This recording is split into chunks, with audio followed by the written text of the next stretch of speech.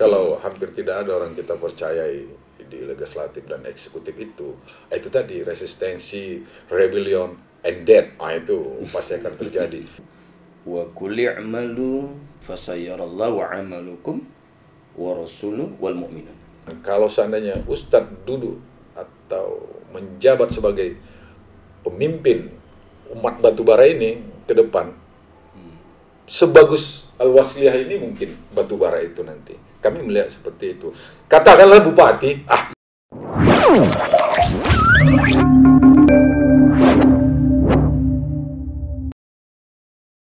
Assalamualaikum warahmatullahi wabarakatuh. Waalaikumsalam. Selamat sore kepada pemirsa Ray Podcast yang berbahagia. Itu selalu sebagai kata pembuka.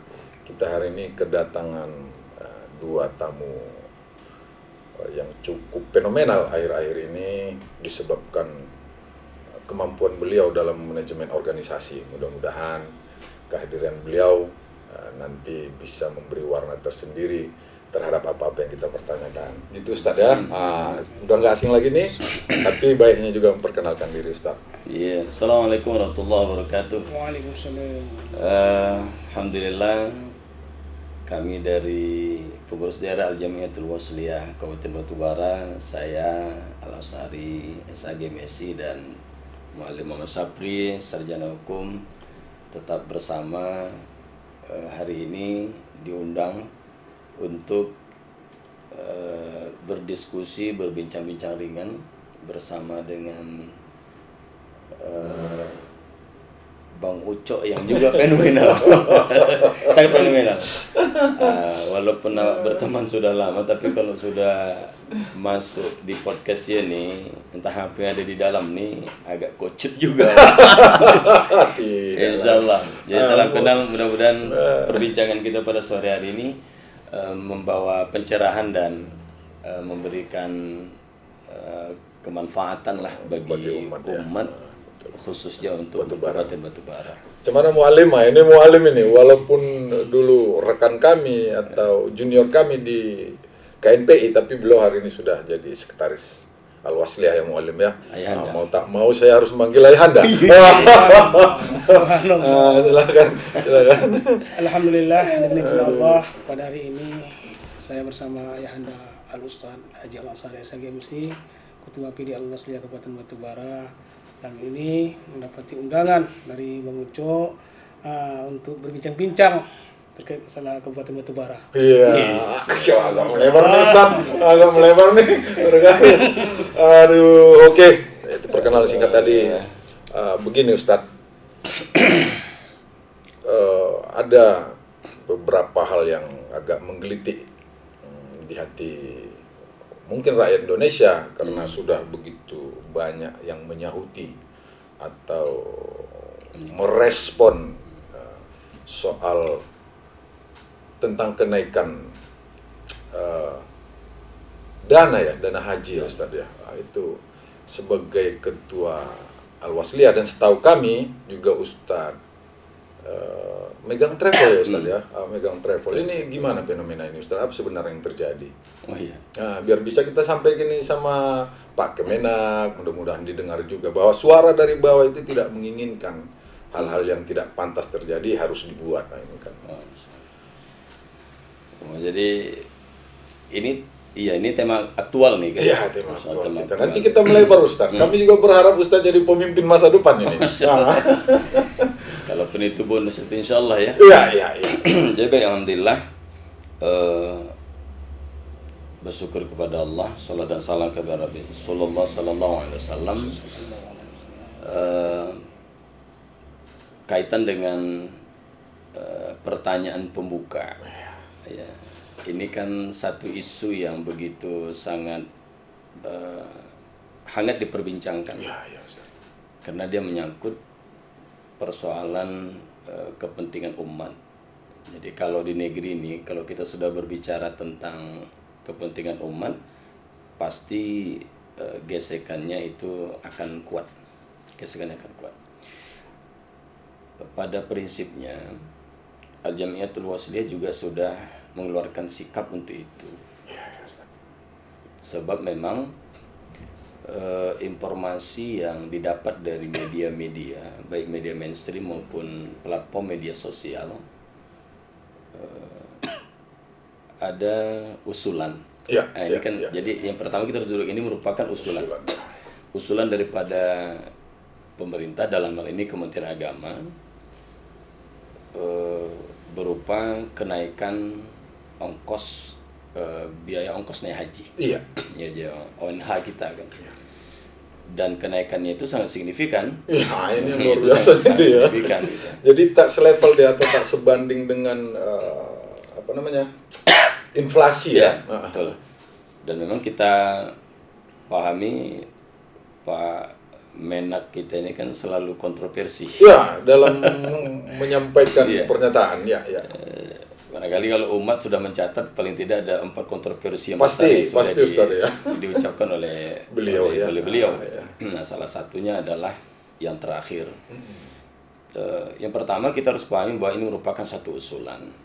Lantas kenapa baru sebatas usulan itu sudah menjadi gelombang protes, melahirkan gelombang protes yang sangat luar biasa. Ini menjadi pertanyaan besar bagi kita. Nah, gelombang protes yang luar biasa itu barangkali ada beberapa hal yang memicunya gitu. Yang pertama, dalam situasi ekonomi kita yang belum pulih, pasca Covid ya. Nah, pasca Covid, kemudian dalam suasana kebatinan yang begitu sangat antusias dan bersemangat untuk melaksanakan ibadah haji. Yang awalnya kan kita kan dapat kabar gembira. Kabar gembiranya itu kita berada di dalam kuota normal. Kan kuota normal, kembali kepada kuota normal dalam angka 200 ribuan. 200 ribuan. Dan kemudian tidak ada pembatasan usia. Jadi ini kan gembira nih. Termasuk juga orang tua kita, dua-duanya ini artinya gembira lah. Dan itu doa kita pada saat pelaksanaan ibadah haji tahun 2022 yang lalu. Oh, udah ya? Iya, betul. Yang lalu. Kita betul minta sama Allah, ya Allah. Yang hadir sama Pak Bupati. Sama Pak Bupati. Kita sama-sama dengan Pak Bupati. Dan betul, dari tempat-tempat yang di mana tempat yang diijabah doa itu kita minta, ya Allah, kembalikanlah situasi ini menjadi normal agar orang tua kami dan orang-orang tua umat ini bisa melaksanakan ibadah haji pada tahun yang depan. Jadi mungkin bukan hanya kita sendiri yang berdoa seperti itu, dan seluruh jamaah mungkin berdoa seperti itu. Iya. Kerinduan itu. Kerinduan. Ya, betul. Dan alhamdulillah, qadarullah, ini mungkin jawaban daripada doa-doa kita yang kemarin itu. Nah, suasana kegembiraan merinding aku ya. Jadi doa kita itu kita minta itu suatu di Arafah gitu kan. Tempat mustajab lah. Tempat mustajab. Di Arafah kita minta, kemudian di depan Multazam, pas di depan pintu Ka'bah kita juga minta macam begitu. Yang kita bayangkan itu adalah omak dan ayah kita yang belum jadi berangkat karena ada pembatasan usia. Batas usia. Allah kabulkan. Senanglah hati umat nih. Senang, gembira karena sudah berada dalam situasi yang normal. Nah, tapi tunggu Ustaz, sebelumnya kita itu terhenti pengiriman jamaah haji 2019, 2020 atau sampai 2021? Sampai 2021. 3 kloter ya Ustaz? Iya. Semestinya kalau kami kemarin itu kan berangkat kan 2020. Iya. Kemudian 2020 ditunda. 21. Terakhir pelaksanaan ibadah haji kan 2019. Iya. Itu yang terakhir. Iya, betul. 2020 itu sudah tidak ada kena Covid. 2021 nol terus. Iya. Dan barulah 2022 kemarin itu diberangkatkan. Itu situasi normal sudah, Ustaz? Belum. Oh, masih terbatas. Itu masih terbatas. Terbatasnya begini. Pertama, Indonesia mendapatkan kuota separuh daripada kuota normal. Artinya 100-an lah ya. Dan dari kalau kita bilang apa 50% daripada kuota normal itu pun juga dibatasi usia. Iya, kabarnya 65 ya. Ustaz, 65 tahun Iya. ke atas itu tidak Boleh. bisa berangkat, dan termasuk mak dan Ibunda ayah kita tadi, ya, aduh. macam begitu. Nah, belum lama kabar gembira itu didapati oleh umat dan udah senang lah semuanya kan. Muncul kabar seperti ini. Nah, maka beredarlah semua, sehingga kami mendapatkan ada fenomena keputusasaan. Waduh. Ada fenomena keputusasaan dari calon-calon jamaah haji yang seyogyanya akan berangkat di tahun 2023 ini, karena usulan lonjakan harga itu yang begitu sangat luar biasa. Artinya begini Ustaz, orang yang sudah memastikan kuotanya di 2022 tapi tergeser ke 2023, itu ongkos sudah penuh gitu kan, itu harus nambah lagi. Nah, itu kita belum tahu regulasinya. Ya. Nah, sampai hari ini kan masih digodok di legislatif. Ya. Mudah-mudahan saja, tapi kita tahulah bahwa ketika terjadi perselingkuhan antara eksekutif dan legislatif ini biasanya produknya itu tak menyenangkan. Iya.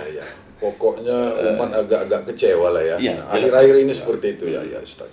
Sehingga ya, kita berharap lah nanti kelak kiranya apa yang menjadi perjuangan yang dilakukan oleh legislatif, dalam ini Komisi 8, benar-benar pro kepada rakyat, pro kepada umat ini. Sebab apa? Sebetulnya umat hari ini kan hanya butuh keterbukaan. Iya. Apa masalah? Pemerintah harus terbuka. Iya. Ditambah lagi akses informasi itu sekarang kan sudah begitu sangat mudah untuk kita Gampang dapatkan. diakses ya, betul. Pada saat kerajaan Saudi Arabia lewat Menteri Haji dan Wakaf itu menyatakan bahwa akan menurunkan sebesar 30% biaya haji. Iya. Ada beberapa komponen pembiayaan itu yang memang diturunkan 30%. Iya. Kemudian di sini di tempat kita justru menaikkan ongkos itu gitu. Waduh. Nah, ini kan menjadi bias gitu kan. Nah, ini menjadi bias. Nah, makanya sebetulnya gelombang protes ini tidak akan berlangsung lama apabila ada keterbukaan dan kejujuran. Iya. Komponen apa saja sebetulnya yang menjadi penyebab Penambahan kos lah ya. itu tadi, Iya. penambahan daripada Sebab pembiayaan. di sana ada penurunan di beberapa pos, di sini kok terjadi kenaikan gitu ya. Terjadi Ustaz, ya? kenaikan. Iya. Nah, jadi ini kan menjadi ini, sehingga fenomena keputusasaan umat itu kita rasakan langsung. Bahkan orang tua kita sendiri bilang tak jadilah berangkat niaganya. Alah, gitu. Mak. Nah, begitu Mak, naik kali harganya gitu kan. ONH kita naik kali. Nah, kalau pada kemarin itu, sebab ini kan kita masih meraba-raba nih. Iya. Masih meraba-raba, dan sampai hari ini juga siapa nanti nama-nama yang akan masuk di dalam kuota ini untuk Kabupaten Batubara juga kan belum ada resminya. Iya. Kita Batubara dari seluruh Sumatera Utara kita tarik. Apakah termasuk penyumbang keberangkatan haji terbanyak, Ustaz? Tidak juga. Kita belum pernah sampai satu kloter penuh. Iya. Kita mesti bergabung dengan kabupaten kota yang lain. Iya, gitu. betul. Nah, seperti itulah realitas yang ada di Kabupaten Batubara ini. Iya. Nah, jadi pada saat umat atau jamaah calon haji mendapatkan kabar kenaikan itu, banyak orang yang, alah kalau begitu kita tarik aja lah balik setoran haji kita itu, umroh saja lah saya. Seperti itu dia. Di dalam hal ini untuk Kabupaten Batubara, siapa yang berwenang menyuarakan ini, Ustaz? Yang berwenang menyuarakan ini sebetulnya legislatif. Legislatif kita ya. Iya, legislatif. Legislatif harus menyuarakan ini dan menghadirkan satu jawaban yang dapat diterima secara logis oleh masyarakat. apa sebenarnya terjadi, ataukah Indonesia sedang kolab maka harus menggunakan uang jamaah haji kita, bisa jadi ya kan. Nah, tapi kan kalau terbuka ya kita bantu aja. Toh dulu Indonesia sebelum merdeka, nah kita tek-tekan itu kan. Rakyat Indonesia tek-tekan untuk menghidupi administrasi kebangsaan lah, katakan seperti itu. Pak Yakulah, mudah-mudahan satu hari Bapak melihat perbincangan rakyat Batubara ini, tolong Pak, transparansi adalah kunci penting bagi rakyat Indonesia dalam menghadapi masalah apapun. Kalau sudah transparan, sifat kegotong royongan kita di sila keempat itu pasti berjalan dengan baik. Nah, itu minta kami nih, khusus dari Al-Wasliah Batubara dan rakyat Batubara di sini. Oke, Pak Ustadz, seandainya itu naik, apa konsekuensi yang paling berat bagi umat ini, Ustaz? Konsekuensi yang paling berat bagi umat ini, apa yang menjadi niat dan impian daripada umat Islam yang mau melaksanakan rukun Islam yang kelima ini, itu kan tak terwujud. Itu kan tidak terwujud. Kerinduan itu pastilah tak terjawab. Kita kan semua kita kan pernah merasakan rindu. Pasti. Ketika rindu itu tidak terjawab, bagaimana rasanya? Batin. Nah, pastilah akan muncul hal-hal yang sifatnya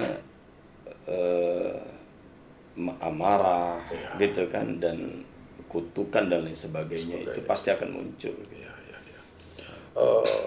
Pandangan Ustadz dalam keadaan ini, sebaiknya perilaku mereka dan kita di sini supaya tenang, apa yang harus mereka, langkah apa yang mesti mereka ambil kira-kira?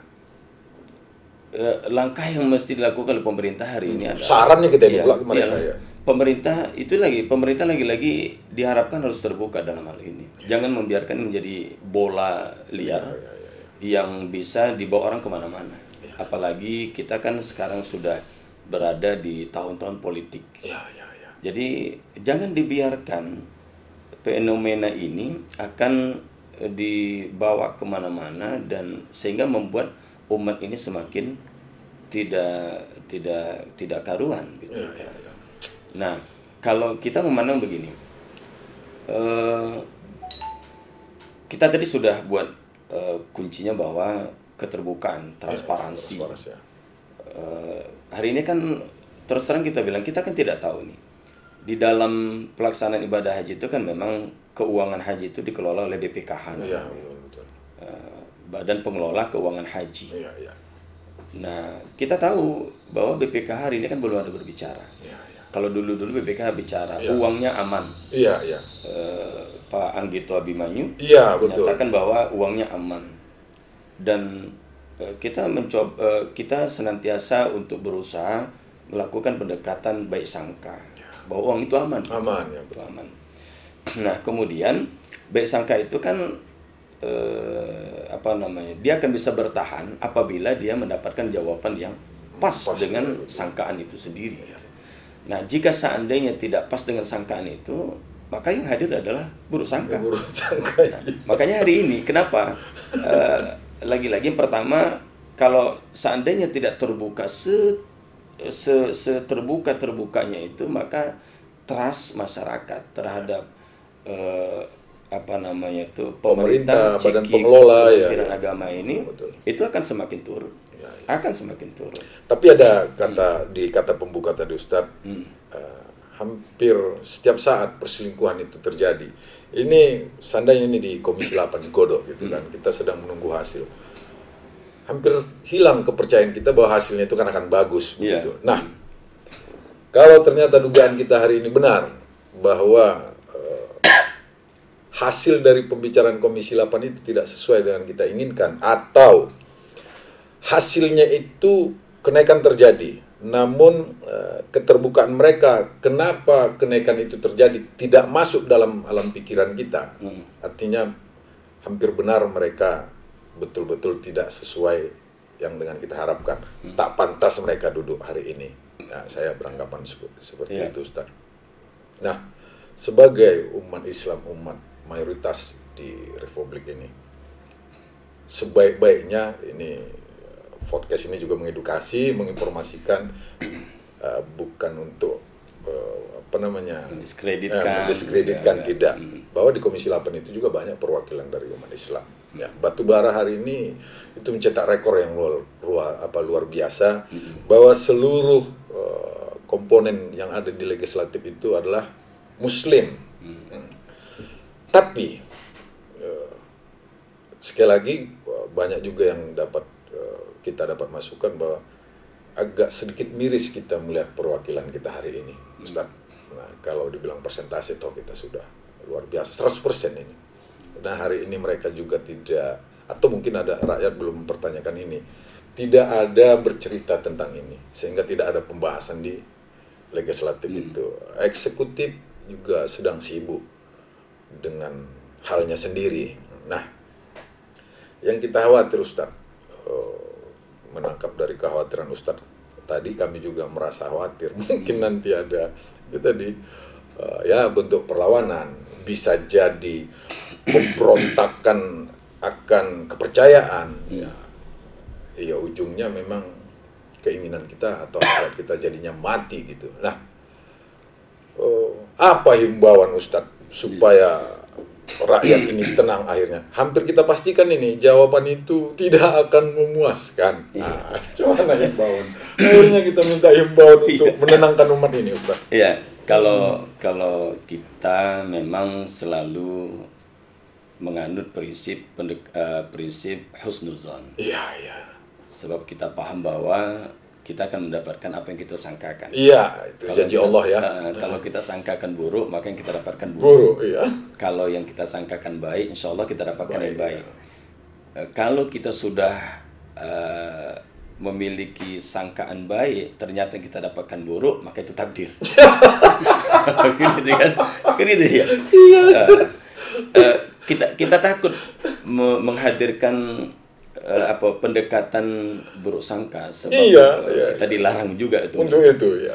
Nah, tapi indikasi atau indikator yang mengarah kepada untuk menetapkan kita tetap berada di dalam baik sangka itu kadang-kadang dia terganggu melihat fakta-fakta yang terjadi.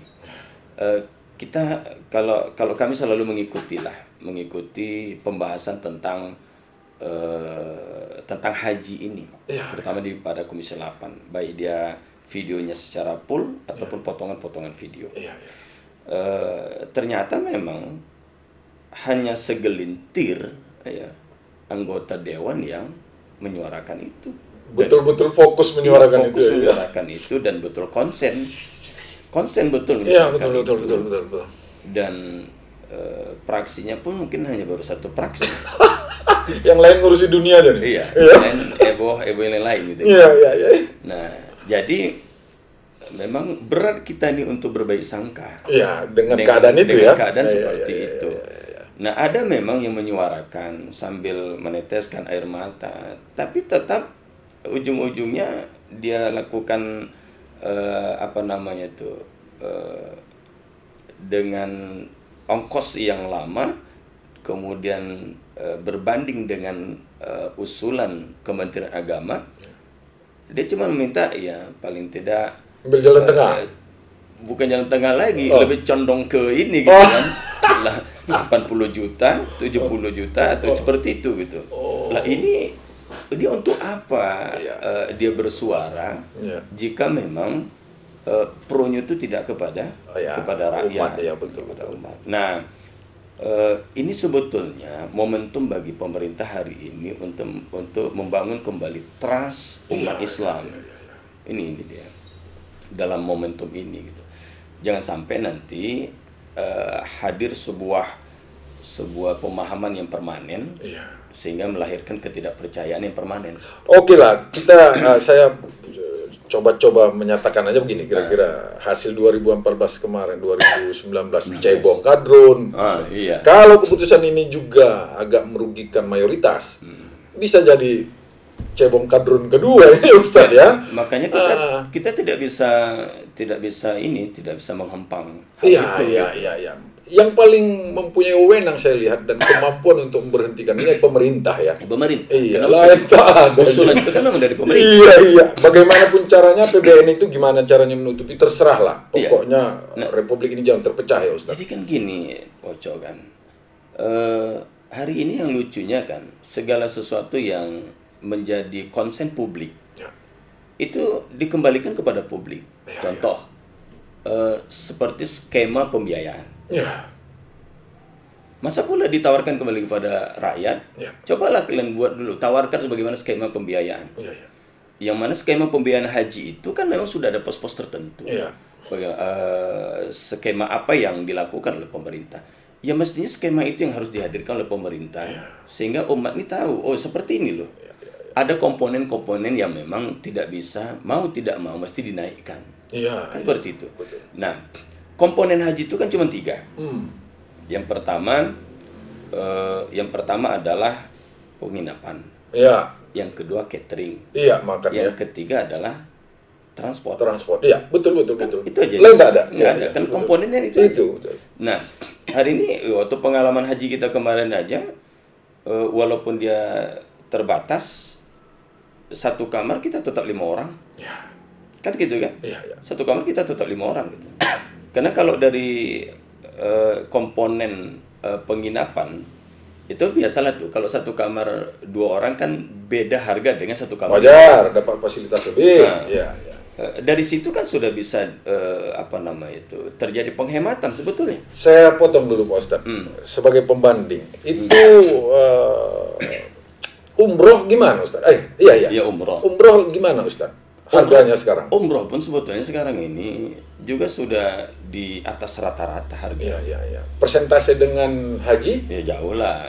Karena Bukan kan maksudnya kenaikannya dengan harga haji dan harga umroh. Oh nggak terlalu. Lebih tinggi persentase haji ini naiknya ya. Jelas. Aduh. Mestinya dengan orang rame kosnya bisa gitu kan. Wah, ya. Logikanya kan seperti itu. Aduh. Nah makanya kita juga tidak mau menduga-duga, tapi kita dipaksa untuk menduga-duga. Ya, kalau kita berani katakan ya mungkin untuk persiapan 2024 Ustadz. Kalau berani. Iya, saya bilang itu kalau berani. Iya. Tapi kami nggak berani. Kami nggak katakan itu di sini. Kami hanya bilang kalau kami berani. Oke, Ustadz. Apapun ceritanya, semua ini tergantung pemerintah ke depan. Kita harapkan hal-hal yang baik kita dapatkan ya. Nah, batu bara juga dalam situasi yang tidak kurang atau tidak ada perbedaan yang terlalu signifikan dengan Indonesia. Kita juga, Ustadz sebagai ketua Ormas hari ini, tapi juga pernah duduk di legislatif, dan orang mengetahui Ustadz adalah seorang politisi handal, khususnya kemarin mewakili umat Islam. Nah, itu tidak bisa dinafikan. Pemerintahan hari ini bagus, saya melihat bagus. Tapi ada suara-suara yang kami kutip, memang mesti ada perubahan ke depan. Malahan 2-3 hari ini saya mendengar kalau bisa itu Ustadz itu ke depan main, kata mereka. Main apa ini? Di legislatif atau eksekutif begitu. Sebenarnya saya salah satu menghampang atau meminta untuk tidak Ustadz bermain. Tapi begitu dapat masukan ini, ya pula saya karena begini Ustadz, kalau hampir tidak ada orang kita percayai di legislatif dan eksekutif itu tadi resistensi, rebellion, and death, itu pasti akan terjadi. Kemudian ini lagi jadi catatan saya betul Ustadz. Biasanya kalau dahulu di zaman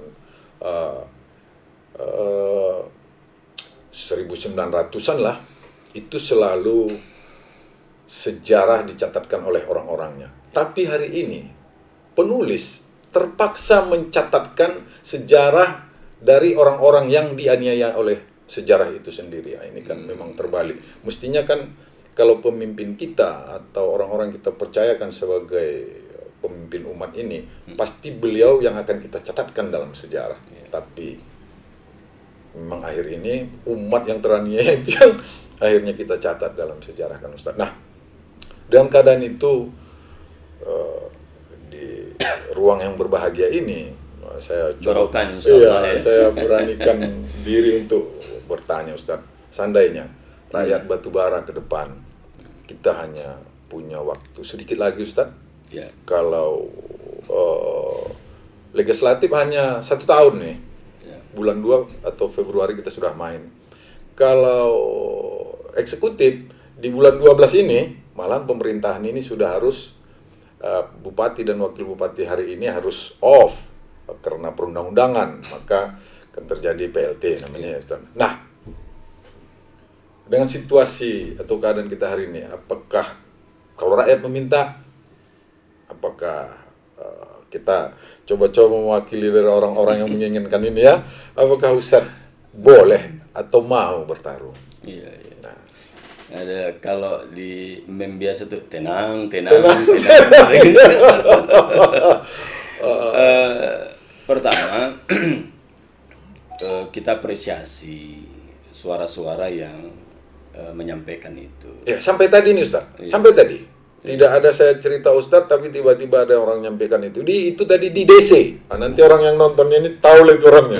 Komen aja di sini, ya. Nah, ayo, Ustadz. Ya, yang pertama kita memang sedang nyaman di Al-Jamiatul Wasliyah. Betul, betul. Sehingga Al-Wasliyah betul-betul mau kita jadikan sebagai wadah perjuangan untuk keumatan. Betul, ya. Itu pertama. Dan kita juga sudah untuk menuju ke sana itu kita juga harus membangun trust daripada pengurus dan wasliyin, para warga wasliyah, dengan cara bahwa kita sudah menyatakan sikap kita tidak akan main di legislatif. Wah, Kita tidak punya warna partai politik apapun. Mantap. Sampai hari ini kita tidak tercatat sebagai pengurus partai Manapun, ya. Itu boleh dicek di Sipol. Iya. Itu boleh dicek di Sipol. Iya. Kita tidak pengurus partai manapun, dan itu komitmen kita dengan Pengurus lainnya, ya. sekretaris, dan beliau pun juga tidak menjadi salah satu pengurus partai politik. Kenapa? Karena kita memandang bahwa di Al-Wasliyah ini kan banyak warna. Betul. Nah, di Al-Wasliyah banyak warna. Iya. Jadi kita nyaman ketika kita tidak punya warna. Iya, betul. Nah, tapi bukan berarti kita tidak melakukan ikhtiar untuk menghadirkan kader-kader Al-Jamiatul Wasliyah dan memperjuangkan mereka nanti baik dia di legislatif maupun di eksekutif gitu. Nah, walaupun kita merupakan kerja-kerja sosial, kerja-kerja keumatan, tapi irisannya kepada persoalan politik kita juga sangat membutuhkan. Wajib. Nah, Karena hidup wajib, memang kan? politik. Iya. Bagaimana siapa yang akan penyambung lidah kita, Iya. kan gitu. Nah, tapi sampai hari ini kita masih nyaman di Al-Jamiatul Wasliyah, dan ujungnya kita sampaikan, jikapun nanti Allah berikan kita apa-apa di Al-Jamiatul Wasliyah ini, itu merupakan bonus yang Allah berikan. Iya. Begini, Ustaz. Ini makin menuki ini. Saya melihat, saya mengamati, karena itu memang tugas jurnalis. Terjadi tidak menafikan keberadaan pengurus Tempo dulu, tapi hari ini di bawah komando Ustadz ada lompatan-lompatan yang luar biasa, popularitas, mungkin itu akan seiring dengan elektabilitas. Bahwa Al-Jamiatul Wasliyah itu semakin keren. Kalau dulu mindset orang begitu lihat Al-Jamiatul Wasliyah, kami memandang ini, Ustaz, ya. Ini hak saya, kalau mau disalahkan nanti nggak ada masalah. Itu kaum tua gitu. Tapi hari ini anak-anak milenial mulai tertarik, dan itu kami lihat betul di media sosial. Dan Ustaz dalam menggunakan medsos ini betul-betul fokus kami lihat. Ini bagi katakan orang-orang yang berminat untuk mencari gandengan kan udah gampang ini, atau sekalian aja Ustadznya kalau memang kans ada, ya, dengan lompatan-lompatan yang kami lihat di Al-Jamiatul Wasliyah ini kan tidak tertutup kemungkinan kalau seandainya Ustadz duduk atau menjabat sebagai pemimpin umat Batubara ini ke depan, sebagus Al-Wasliyah ini mungkin Batubara itu nanti. Kami melihat seperti itu. Katakanlah bupati, apakah rupanya kan? Entah ada keinginan. Berani. Iya. Ya, dalam demokrasi. Iya. Kalau toh Pak Jair nanti mencalon silakan, entah dipakainya Ustadz. Contoh. atau Pak Ustadz jadi bupati, Pak Jair entah wakil gubernur, terserah juga, ya kan nggak ada masalah. Ya. Udah ada bocoran kayaknya ya? Tapi kalau itu terjadi, Ustadz harus siap ya Ustadz ya. Ya, sebagai kader Al-Wasliyah kita siap. Siap, dan kita memang membangun bahwa anak-anak muda di Al-Wasliyah itu harus siap tampil. Oke. Makanya tagline yang mau kita hadirkan itu adalah Al-Wasliyah juara. Ya, Al-Wasliyah juara itu kan filosofinya adalah bahwa dimanapun kader Al-Wasliyah itu mesti menjadi juara. Ya. Baik dia di eksekutif maupun di legislatif. Betul. Sehingga kita sudah melakukan mapping lah, pemetaan, dan pemetaan kita lakukan itu juga tidak tidak ujuk-ujuk gitu kan. Tapi dengan tahapan-tahapan yang kita akan dapat melihat berapa sih sebetulnya realnya masa Al-Jamiatul Wasliyah itu gitu, dengan melakukan pendataan. Maka program sensus itu tetap kita jalankan. Ya, program sensus itu kita tahu di situ by name by address. Siapa sebetulnya kader Al-Wasliyah dan sebagainya. Jadi tidak hanya berbicara Al-Wasliyah itu besar. Besarnya mana? Maka kita hadirkan data. Nah, dan hal itu kita tanamkan bahkan kepada kader-kader muda Wasliyin yang di Ikatan Pelajar Al-Wasliyah, Himpunan Mahasiswa Al-Wasliyah, Gerakan Pemuda Al-Wasliyah. Sengaja itu kita bawa mereka. Kalian kalau memang ada minat untuk legislatif, yuk jalan-jalan dulu kita ke kantor legislatif. Supaya kalian lihat ada chemistry-nya nanti di situ dan ada semangatnya. Kalian mau kemana? Oh, kalian mau jadi pegawai Kemenak, yuk kita jalan-jalan ke Kemenak. Artinya harus kita dekatkan dengan cita-cita itu. Tapi yang nggak baiknya jangan dibilang ya Ustaz. Jangan. Bantang. Sekjen tuh Bang. Jadi makanya itulah jejaring yang dimiliki oleh Jamiatul Wasliyah. Selain induknya Jamiatul Wasliyah, kita punya 7 organ bagian yang hari ini alhamdulillah sel-sel kekuatan itu semuanya sudah bergerak. Nah, bergerak untuk apa? Untuk umat. Pokoknya kita benahi saja Al-Jamiatul Wasliyah ini. Dan kita bilang kalau berbicara tentang kontestasi 5 tahunan, kita tidak boleh sampai mengorbankan Al-Jamiatul Wasliyah. Al-Wasliyah sudah punya pengalaman hanya sebagai rakit, kemudian setelah sampai kepada tujuan rakit itu ditinggalkan. Hanyut. Nah, makanya kita tidak, walaupun kita tidak a priori terhadap politik, tapi kita juga tidak mau menjadi korban politik. Ya, kita tidak menjadi korban politik. Bahkan kita sampaikan sama teman-teman di kepengurusan, kita tidak mau Al-Jamiatul Wasliyah ini selesai hanya kontestasi 5 tahunan. Kita ingin berwasliyah ini sampai ke surga. Zaman berzaman dan sampai akhirnya ke surga ya Ustaz.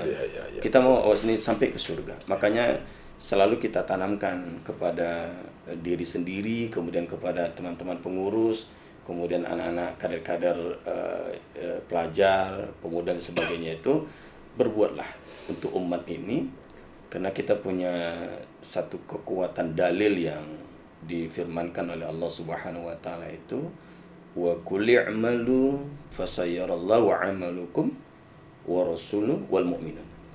Artinya, dan katakanlah ya Muhammad, beramallah kamu, niscaya Allah akan melihat, Rasulnya akan melihat, dan orang-orang beriman akan melihat.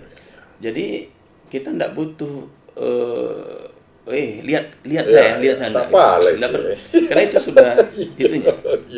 Makanya kan dalam konsep hidup kita ini seperti ini. Kalau kita melakukan kebaikan, jangan harap orang akan memuji kita. Tapi jangan sekali-kali kita terjebak atau terjatuh di dalam keburukan. Itu akan terjadi hujatan. Oke, Ustaz. Itu bincang-bincang singkat kita karena waktu sudah hampir maghrib. Mudah-mudahan di satu waktu kita bisa sambung lagi Ustaz untuk hal-hal yang lebih aktual. Namun batu bara kita sudah punya cadangan pemimpin-pemimpin masa depan yang bisa kita percaya, yang bisa kita harapkan untuk membawa batu bara ke ruang yang lebih bermartabat, kemudian lebih membawa rakyat batu bara ini ke ruang kesejahteraan. Saya rasa itu saya sudahi. Assalamualaikum warahmatullahi wabarakatuh. Waalaikumsalam warahmatullahi wabarakatuh.